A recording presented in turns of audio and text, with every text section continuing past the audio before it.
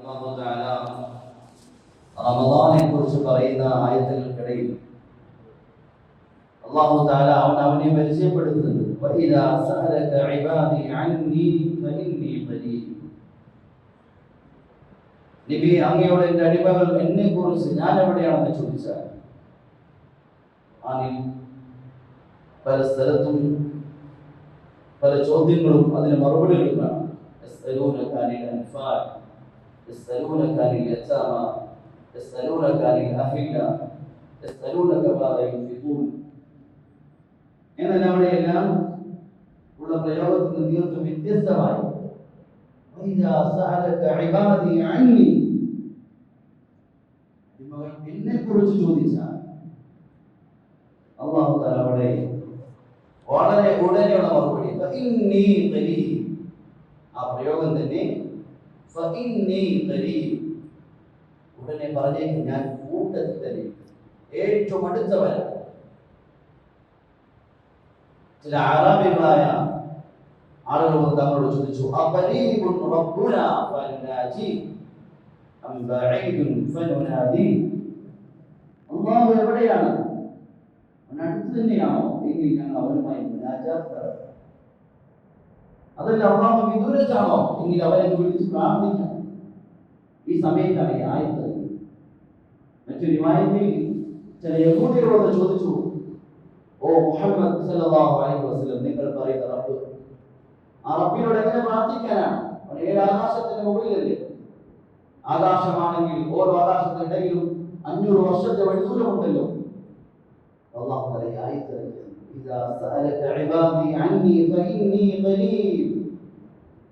അടിമകളോട് പറയും അല്ലാഹു ദൂരത്തൊന്നുമല്ല, അല്ലാഹു കൂട്ടത്തിൽ തന്നെ. നമ്മളുമായി ഏറ്റവും അടുത്തവൻ അല്ലാഹുവാണ്. ഒരിക്കൽ സഹാബാക്കൾ തങ്ങളോട് യാത്ര ചെയ്യുമ്പോൾ ഇങ്ങനെ മലഭാഗത്തെ ഉയർന്ന ഭാഗത്തേക്ക് കയറിയപ്പോൾ ശബ്ദത്തിൽ തക്ബീർ ചൊല്ലാൻ തോന്നി. ഞങ്ങൾ പറഞ്ഞ ശബ്ദത്തിൽ, വളരെ വലിയ ശബ്ദത്തിൽ ഒന്നും ചെല്ലേണ്ട ആവശ്യമില്ല. ഇന്നകും ലാ തദഊന അൽ അസമ വൽ അബ്കം. നിങ്ങൾ വിളിക്കുന്ന അല്ലാഹു അവൻ ചെവി കേൾക്കാത്തവനോ നിങ്ങളെ കാണാത്തവനോ വിദൂരത്തുള്ളവനോ അല്ല. ഇന്നഹു സമീഉൻ ഖരീബ്. നിങ്ങളെ കേൾക്കുന്നവനും നിങ്ങൾ പതിയെ പറഞ്ഞാൽ കേൾക്കുന്നവനും നിങ്ങളുമായി ഏറ്റവും അടുത്തവൻ അല്ലാഹു തആല. അവനാണ് നമ്മളുമായി ഏറ്റവും അടുത്തവൻ. നമ്മൾ എത്ര അല്ലാഹുമായി അടുത്തിട്ടുണ്ട് നാം ചിന്തിക്കേണ്ട, അടിമകളായ നമ്മൾ ചിന്തിക്കേണ്ടതാണ്. നമ്മൾ അല്ലാഹുവിലേക്ക് എത്ര അടുത്തിട്ടുണ്ട്, നമ്മളും അല്ലാഹുവിനോട് എത്ര ബന്ധമുണ്ട്. വിശുദ്ധമായ റമദാൻ അല്ലാഹു നൽകിയത് അടിമയുടെ 11 മാസത്തെ ജീവിതത്തിനിടയിൽ എന്തെങ്കിലും അകൽച്ചകൾ സംഭവിച്ചു പോയിട്ടുണ്ടെങ്കിൽ വീണ്ടും അല്ലാഹുവിലേക്ക് അടുക്കാൻ സുവർണ്ണ അവസരമായിട്ട് ഉപയോഗിക്കുക. അടിമ വിശന്ന് കഴിയുന്നത് മാത്രം കാണാനല്ല, നമ്മുടെ വിശപ്പും ബുദ്ധിമുട്ടും ദാഹവും പരിവട്ടവും കാണാൻ വേണ്ടിയില്ല. അടിമ അല്ലാഹുവിലേക്ക് മടങ്ങുന്നത് കാണാൻ വേണ്ടി അല്ലാഹു നൽകിയ മാസം. ഈ മാസം നമ്മൾ അല്ലാഹുവിലേക്ക് മടങ്ങുന്നവരായിട്ട് അല്ലാഹു നമ്മളെ സൃഷ്ടിച്ചത് അവന് വേണ്ടിയാണ്. ഖലഖ്തു കുല്ല ശൈഇൻ ലക് വഖലഖ്തുക ലി ലിനഫ്സി. കാണുന്ന മുഴുവൻ സൃഷ്ടികളും നിനക്ക് വേണ്ടിയാണ് സൃഷ്ടിച്ചത്. നിന്നെ സൃഷ്ടിച്ച് വഖലഖ്തുക ലിനഫ്സി, നിന്നെ ഞാൻ സൃഷ്ടിച്ചത് എനിക്ക് വേണ്ടിയാണ്. അല്ലാഹു നമ്മുടെ ജീവിത ലക്ഷ്യമായി മാറണം. അല്ലാഹു നമ്മുടെ ലക്ഷ്യമായി മാറണം. സത്യത്തിൽ നാം എങ്ങനെ അല്ലാഹുമായി അടുക്കാതിരിക്കും? നമ്മൾ എങ്ങനെ അല്ലാഹുമായി ബന്ധമുണ്ടാക്കാതിരിക്കും? എത്രയെത്ര നിഅമത്തുകൾ കൊണ്ട് നമ്മൾ പൊതിഞ്ഞിരിക്കുകയാണ്. ഖുൽ മൻ യർസുഖുകും മിനസ് സമാഇ വൽ അർദ്. നിങ്ങൾക്ക് ആരാണ് റിസ്ക് നൽകിയത്? നിങ്ങളുടെ ജീവിതത്തിന് ആവശ്യമായ വിഭവങ്ങൾ ആകാശത്തും ഭൂമിയും ആരാണ് നൽകിയത്? എത്രയോ അനുഗ്രഹങ്ങൾ നമ്മൾ ചോദിക്കാതെ പോകുന്നത്. യാ മുബ്ദിഅൻ നിഅം ഖബല ഇസ്തിഹ്ഖാഖിഹാ, യാ മുബ്ദിഅൻ നിഅം ഖബല ഇസ്തിഹ്ഖാഖിഹാ. എത്രയോ നിഅമത്തുകൾ അർഹതയില്ലാതെ അല്ലാഹു നൽകി. എത്രയോ നിഅമത്തുകൾ അല്ലാഹുവോട് ചോദിക്കാതെ നൽകി. അല്ലാഹുവിന്റെ നാമമാണ് കരീം. അല്ലാഹു സഖിയാണ്. സഖി എന്ന് പറഞ്ഞാൽ ചോദിക്കുമ്പോൾ നൽകുക. അല്ലാഹു ചോദിക്കുമ്പോൾ നൽകുന്നവനാണ്. അവൻ സഖി മാത്രമല്ല, അവൻ കരീമും കൂടിയാണ്. കരീം എന്ന് പറഞ്ഞാൽ ചോദിക്കാതെ. എഴുതിയിട്ടുണ്ട് കരീം എന്ന നാമത്തിന്റെ അല്ലാഹു ഇസ്മിന്റെ വിശേഷണങ്ങൾ. ചോദിക്കാതെ നൽകുന്നവൻ.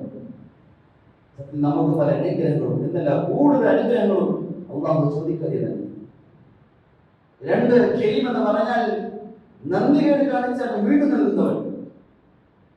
നമ്മൾ എത്രയോ നന്ദികേട് കാണിച്ചു, വീണ്ടും വീണ്ടും അള്ളാഹു നൽകിക്കൊണ്ടിരിക്കുകയും.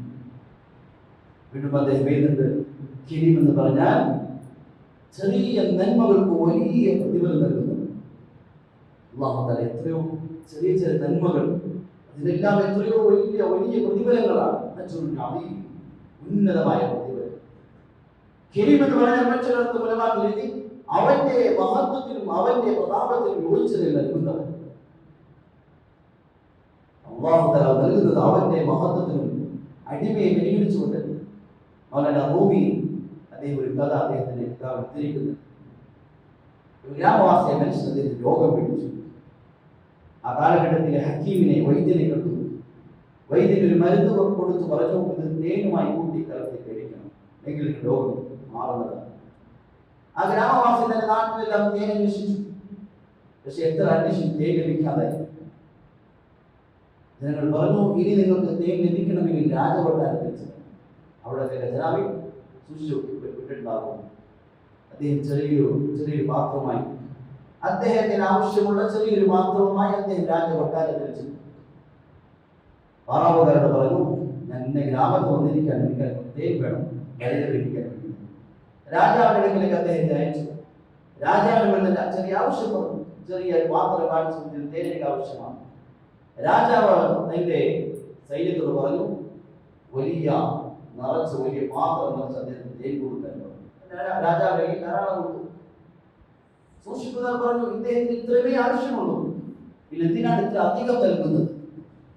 രാജാവ് പറഞ്ഞു, വന്നയാൾ അദ്ദേഹത്തിന്റെ അവസ്ഥയെ പരിഗണിച്ചതിനോട് ചോദിച്ചു, നൽകുന്നത് ഞാൻ രാജാവാണ്, ഞാൻ ഒരു പ്രജയെ പോലെയല്ല നൽകേണ്ടത്, ഞാൻ രാജാവാണ്, ഞാൻ നൽകേണ്ടത് രാജാവിന്റെ പ്രതാപത്തിലായി. ഭൂമി അദ്ദേഹം പറയുന്നത്, അല്ലാഹു തആല അവൻ നൽകുന്നത് അവന്റെ ഷർഫിനും അവന്റെ പ്രതാപത്തിനും യോജിച്ച അവസ്ഥയിലാണ്. നമുക്ക് എത്രയോ അനുഗ്രഹങ്ങൾ അല്ലാഹു നൽകിയത് അങ്ങനെയാണ്. നമ്മൾ അർഹരല്ല. നമ്മുടെ തിന്മകളും നന്ദികളും പാപങ്ങളും ഇത്രയധികം അധികരിച്ചു, ഒരനുഗ്രഹം പോലും വാങ്ങിക്കാൻ നമ്മൾ യോഗ്യരല്ല. പക്ഷെ അല്ലാഹു തആല വീണ്ടും കണക്കില്ലാതെ ഒന്നിന്റെ പുറകിൽ അനുഗ്രഹം നൽകിക്കൊണ്ടിരിക്കുകയാണ്. അല്ലാഹുവിന്റെ പരിശുദ്ധ ഖുർആൻ ചോദിക്കുന്നു, യാ അയ്യുഹൽ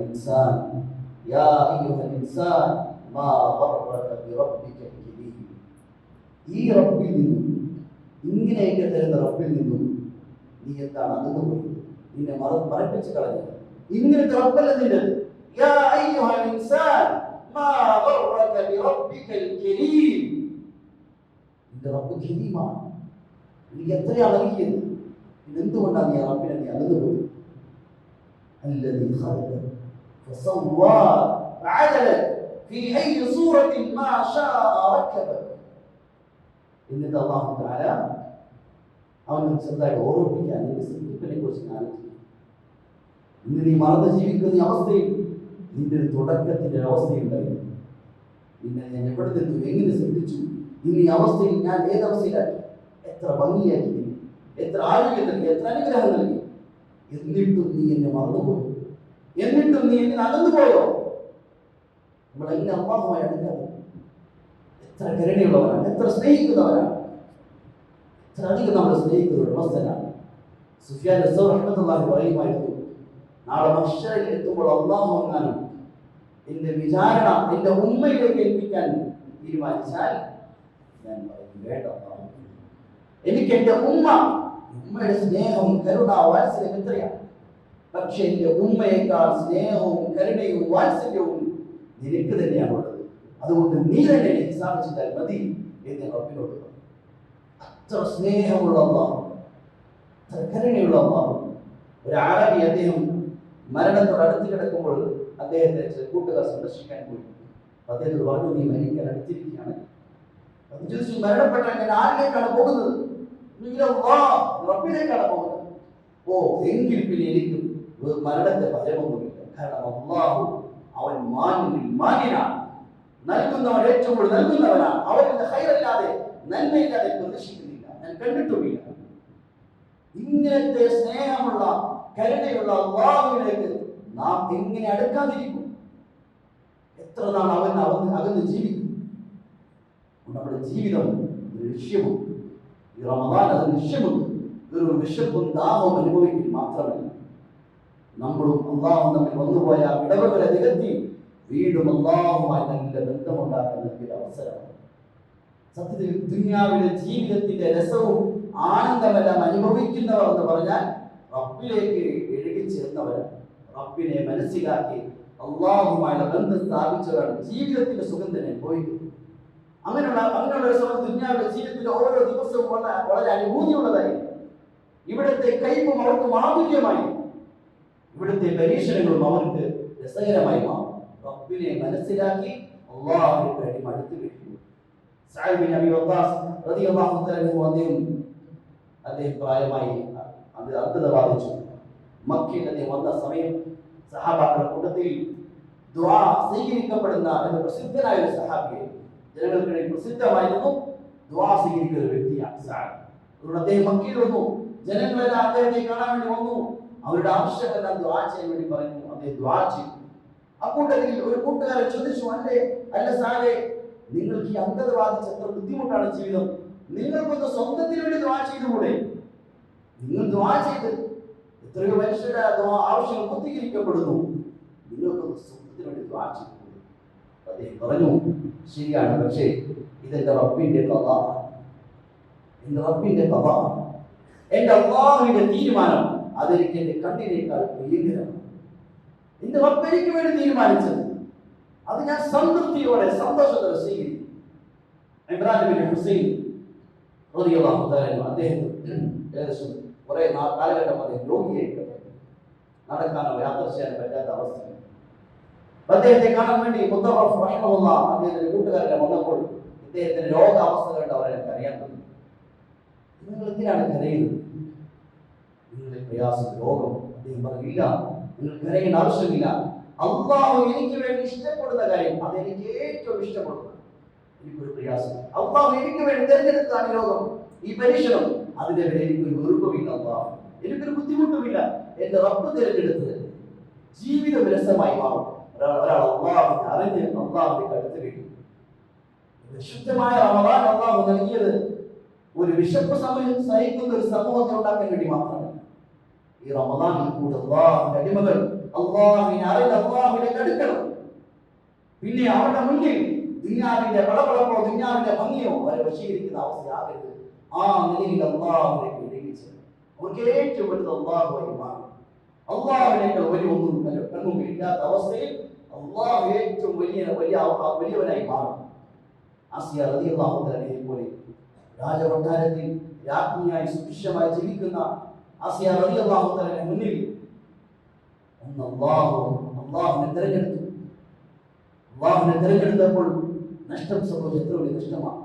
കൊട്ടാരത്തിലെ ജീവിതം, എത്ര സുഖകരമായ ജീവിതം, എല്ലാം നഷ്ടപ്പെട്ടു. പക്ഷെ ഒരു വേദനയില്ല. അതുകൊണ്ട് അവർ ദുആ ചെയ്തു, അല്ലാഹ് എനിക്ക് നിന്റെ അടുക്കൽ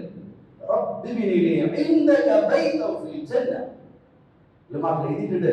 അവർ ചോദിച്ചത് സ്വർഗമല്ല, ആദ്യം ചോദിച്ചത് അള്ളാഹുവിന്റെ സാമീപ്യമാണ്. നിന്റെ അടുക്കൽ എനിക്ക് വേണ്ടത് നിന്നെയാണ്. രണ്ടാമതാണ് സ്വർഗം വേണ്ടത്. അള്ളാഹുമായി അടുത്ത് കഴിഞ്ഞപ്പോൾ അവരുടെ സുഖങ്ങളും ദുനിയാവിലെ രസങ്ങളും വലിയ എളുപ്പമായി മാറും. സഹാബാക്കളുടെ കൂട്ടത്തിൽ സഹാബി ഉണ്ടായിരുന്നു, അബ്ദുല്ലാഹ് ബിൻ ബജാദി, യതീമായിരുന്നു. അതുകൊണ്ട് അദ്ദേഹത്തെ വളർത്തിയിരുന്നത് കൊച്ചാപ്പയാണ്. അദ്ദേഹം യതീമായതിന്റെ പേര് കൊച്ചാപ്പയാണ് അദ്ദേഹത്തെ വളർത്തിയിരുന്നത്. അദ്ദേഹം മുസ്ലിമായി, ഇസ്ലാമിനെ രഹസ്യമാക്കി വിളിച്ചു. കൊച്ചാപ്പ മുസ്ലിമാവുകയാണെങ്കിൽ കൂട്ടത്തിൽ ഇസ്ലാമിലേക്ക് വന്നാൽ പ്രയാസമില്ലല്ലോ. പക്ഷെ കുറെ നാളുകൾ കഴിഞ്ഞിട്ടും കൊച്ചാപ്പ ഇസ്ലാമിലേക്ക് വരുന്നില്ല. അദ്ദേഹം പോയി പറഞ്ഞു, ഞാൻ മുസ്ലിമായിരിക്കുന്നു, എനിക്ക് മുസ്ലിമായി ജീവിക്കണം. നീ മുസ്ലിമായിരിക്കണോ? എങ്കിൽ പിന്നെ ഞാൻ നീയുമായി ഒരു ബന്ധവുമില്ല. ഏതെല്ലാം നിലയിൽ ഞാൻ ഉപകാരിച്ചതെല്ലാം അവസാനിപ്പിച്ചു. നീ പറഞ്ഞു, നിങ്ങൾ എന്തും അവസാനിപ്പിച്ചുകൊള്ളി, എനിക്ക് അല്ലാഹുവിനെയാണ് വേണ്ടത്, എനിക്ക് ദീനാണ് വേണ്ടത്. അദ്ദേഹം മുഴുവൻ സൗകര്യങ്ങൾ ഒഴിവാക്കി. യതീമാണെന്ന് വിചാരിക്കും. എപ്പോഴാണ് അള്ളാഹു ഹൃദയത്തിലേക്ക് പ്രവേശിച്ചു കഴിഞ്ഞപ്പോൾ ദുനിയാവിന്റെ ഏത് കാര്യം ഒഴിവാക്കാൻ സാധിച്ചു. ഈ നിലയിൽ നമ്മുടെ ഹൃദയം അള്ളാഹുവിലേക്ക് പൂർണ്ണമായി തിരിയണം. ഹൃദയത്തിന് ബാക്കിയെല്ലാം ഒഴിവാക്കണം. സല്ലല്ലാഹു അലൈഹി വസല്ലം ദുആകളിൽ കാണാം. അല്ലാഹുമ്മ ഇന്നി അസ്അലുക നഫ്സൻ ബിക മുത്മഇന്ന. അല്ലാഹുവേ, നിന്നോട് ഞാൻ ചോദിക്കുന്നു, നിന്നെ കൊണ്ട് സമാധാനം അടയുന്ന നഫ്സിനെ ചോദിക്കുന്നു. അല്ലാഹുമ്മ ജഅൽ ഹിമ്മതി വഹയായ വഹവായ ഫീമാ തുഹിബ്ബു വതർള. അല്ലാഹുവിന്റെ ഹിമ്മത്തും ഇച്ഛയും ആഗ്രഹവും കൊതിയുമെല്ലാം നിന്റെ തൃപ്തിയാക്കി മാറ്റി. അല്ലാഹുവേ, അല്ലാഹുവിന്റെ ജനങ്ങൾക്ക് ദുനിയാവ് നൽകി അവരെ കണ്ണുകളെ ദുനിയാവ് കൊണ്ട് കുളിർമണിയിപ്പിക്കുമ്പോൾ അല്ലാഹു എന്റെ കണ്ണിന് നിന്റെ ഇബാദത്ത് കൊണ്ട് കുളിർ നൽകണമേ. ഇതൊരു ദുആയാണ്. ഇതൊരു മുഅ്മിൻ ഈ നിലയിലായി മാറണം. അല്ലാഹു അവന് ഏറ്റവും ഇഷ്ടം അല്ലാഹുവിനോടായി മാറണം. അവന്റെ ഏറ്റവും വലിയ സ്നേഹം അല്ലാഹുവിനോടായി മാറണം. അവന്റെ ഏറ്റവും വലിയ ബന്ധം അല്ലാഹുവിനോടായി മാറണം. അവന്റെ ഏറ്റവും വലിയ ഫ്രണ്ട്ഷിപ്പ് അല്ലാഹുവിനോടായി മാറണം. എല്ലാ നിലയിലും അല്ലാഹുവിലേക്ക് ഇഴകി ചേരണം. റമദാൻ അല്ലാഹു അതിനു വേണ്ടി നൽകിയത്. ഒരു സമൂഹം വിശുദ്ധ കഴിയുന്ന സമൂഹത്തെ കാണാൻ കൊതിച്ചിട്ടില്ല. ദാഹിച്ച് വിശുദ്ധ സഹിക്കുന്ന സമൂഹത്തെ കാണാനുള്ള കൊതി നൽകിയതല്ല ഈ മാസം. മറിച്ച് ഈ മാസം അല്ലാഹുവിനെ അടിമകൾ തിരിച്ചറിയണം. എന്നിട്ട് 11 മാസത്തിനിടയിൽ അവനും അല്ലാഹുവും തമ്മിൽ എന്തെങ്കിലും ഇടവേള വന്നിട്ടുണ്ടെങ്കിൽ അതെല്ലാം നികത്തി വീണ്ടും അല്ലാഹുവിലേക്ക് പൂർണ്ണമായി അടുക്കണം. നമ്മൾ മനസ്സിൽ നെഞ്ചത്ത് കൈവച്ച് ചിന്തിക്കണം, ഞാനും എൻ റബ്ബും തമ്മിൽ ബന്ധമേത അവസ്ഥയില്ല. എത്ര വർഷമായി ഞാൻ അവന്റെ അനുഗ്രഹങ്ങൾക്ക് ചുവട്ടിൽ അവന്റെ അനുഗ്രഹങ്ങളെ നേടി ആസ്വദിച്ച് ജീവിക്കുകയാണ്. എന്റെ റബ്ബും ഞാൻ തമ്മിൽ ബന്ധമേത അവസ്ഥയിലാണ്. അല്ലാഹുവിലേക്ക് അടുക്കാൻ അല്ലാഹു നൽകിയ സുവർണ്ണ അവസരമാണ് പരിശുദ്ധമായ റമദാൻ. അതിന് ഏറ്റവും എളുപ്പമുള്ള ഒരു ഗ്രന്ഥം അല്ലാഹു നമുക്ക് നൽകി. ഇന്നകും ലൻ തതഖറബു ഇലല്ലാഹി ബിഅഫ്ദൽ മിമ്മാ തഖറബു മിൻഹു. അല്ലാഹുവിലേക്ക് ഏറ്റവും അടുക്കാനുള്ള വഴി അവനിൽ പുറപ്പെട്ട ഗ്രന്ഥം ഖുർആൻ തന്നെയാണ്. ഇന്നകും ലൻ തർജിഉ ഇലല്ലാഹ്, നിങ്ങൾക്ക് അല്ലാഹുവിലേക്ക് ഏറ്റവും എളുപ്പം മടങ്ങാനുള്ള വഴി ഖുർആൻ തന്നെയാണ്. ഈ മാസം അല്ലാഹുവിലേക്ക് മടങ്ങാനുള്ള മാസം. ഈ മാസത്തിൽ വേഗം അല്ലാഹുവിലേക്ക് എത്താനുള്ള വഴി ഖുർആൻ നെഞ്ചോട് ചേർക്കുക. ഖുർആൻ അതൊരു മഴ പോലെയാണ്. വിശുദ്ധ ഖുർആനിലെ പല സ്ഥലത്തും അല്ലാഹു തആല ഖുർആനിനെ അവന്റെ ആയത്തുകളെ മഴയോട് കുറിച്ചിട്ടാണ്. ഒരു ഉണങ്ങി വരണ്ട ഭൂമിയിൽ മഴ പെയ്യുമ്പോൾ ആ ഭൂമി തളുത്ത് വളരുന്നത് പോലെ അല്ലാഹുവുമായി ബന്ധത്തിൽ എന്തെങ്കിലും അകൽച്ചകൾ ഉണക്കം സംഭവിച്ചു പോയെങ്കിൽ ഖുർആനെ നെഞ്ചോട് ചേർക്കി. അത് മഴ പോലെയാണ്. അവന്റെ ഹൃദയത്തെ വീണ്ടും അല്ലാഹുവുമായി ബന്ധത്തിൽ സജീവമാണ്. അതുകൊണ്ട് മുൻഗാമികൾ അവരുടെ ജീവിതത്തിൽ ഖുർആൻ അവർ നെഞ്ചോട് ചേർത്ത് വെച്ചു. ജീവിതമായി കൂടെ ബന്ധപ്പെട്ടു. ഖുർആനുമായി ബന്ധമില്ലാത്ത ദിവസങ്ങൾ ഉണ്ടായിരുന്നില്ല. റമദാനിൽ എന്നല്ല ഒരു ദിവസവും ഉണ്ടായിരുന്നില്ല. മുൻകേടി ഒരു ആലിം, മുൻകേടി സ്ഥലപ്പെട്ട ആലിം അദ്ദേഹം ഒരു ദിവസം കരയുകയാണ്. കൂട്ടുകാർ ചോദിച്ചു, നിങ്ങൾ കരയുന്നത്? അദ്ദേഹം പറഞ്ഞു, എല്ലാ ദിവസവും ഞാൻ ഓതി തീർക്കുന്ന ഖുർആനിന്റെ ഭാഗം അതിന്റെ ഓതി തീർക്കാൻ സാധിച്ചില്ല. അതിന്റെ വിഷമത്തിൽ കരയുക. ഒരു ആലിം അദ്ദേഹത്തിന്റെ മരണാവസ്ഥയിൽ മകൾ അടുത്തിരുന്ന് കരയുന്നു. വാപ്പ മരിക്കുകയാണല്ലോ. അപ്പൊ പറഞ്ഞപ്പോൾ നീ കരയേണ്ടതില്ല. കാരണം നിന്റെ വാപ്പ ഈ വീട്ടിൽ നിന്ന് 4000 പ്രാവശ്യം ഖുർആൻ തീർത്തു. ഇത് റമദാനിന്റെ അവസ്ഥയല്ല. അവരുടെ പൊതുവായ ജീവിതത്തിന്റെ എല്ലാ ദിവസങ്ങളും ഇങ്ങനെ ഖുർആനുമായി ബന്ധപ്പെട്ടത്. വിശുദ്ധമായ റമദാൻ ഖുർആൻ ഇറങ്ങിയ മാസമാണ്. അല്ലാഹുവിലേക്ക് ഏറ്റവും അടുക്കാനുള്ള അവസരം ഈ ഖുർആനിനെ മാസം ചേർത്ത് പിടിക്കലാണ്. എല്ലാ ഖൈറിന്റെ കവാടങ്ങൾ തുറക്കപ്പെടുന്നത് ഈ ഖുർആനിലൂടെയാണ്. ഹസൻ ബസ്രി റഹ്മത്തുള്ളാഹി പറയുമായിരുന്നു, 3 സന്ദർഭങ്ങൾ നീ നോക്കണം. നിനക്ക് ആ സന്ദർഭങ്ങൾ രസം കിട്ടുന്നുണ്ടോ, ആനന്ദം കിട്ടുന്നുണ്ടോ എങ്കിൽ അല്ലാഹുവിനെ സ്തുതിച്ചു കൊള്ളണം. നിനക്ക് വലിയ ഖൈറിന്റെ വാതിൽ അല്ലാഹു തുറന്നിരിക്കും. അതിലൊന്ന് നമസ്കാര സമയം. നമസ്കരിക്കാൻ നിന്നാൽ നിനക്ക് രസവും ആനന്ദവും കിട്ടുന്നുണ്ടോ, നീ വലിയ ഭാഗ്യവാനാണ്. 2 അദ്ദേഹം പറഞ്ഞു, ഖുർആൻ തുറന്നു വെച്ചാൽ, ഖുർആൻ ഓതാനിരുന്നാൽ നിനക്ക് അതിൽ രസം കിട്ടുന്നുണ്ടോ, അതിന്റെ മണിക്കൂറുകൾ കഴിഞ്ഞു കിടക്കുമ്പോൾ മടി വരാതെ രസം കിട്ടുന്നുണ്ടോ എങ്കിൽ അല്ലാഹുവിനെ സ്തുതിക്കണം. 3 ദുആ ചെയ്യുമ്പോൾ അദ്ദേഹം പറഞ്ഞു, അഥവാ ഈ 3 സന്ദർഭത്തിലും നിനക്ക് രസം കിട്ടുന്നില്ല എങ്കിൽ മനസ്സിലാക്കിക്കൊള്ളിൽ നിന്റെ മേൽ ഖൈറിന്റെ വാതിൽ അടയ്ക്കപ്പെട്ടിരിക്കുക. നീ വലിയ ഭാഗ്യക്കേടില്ല.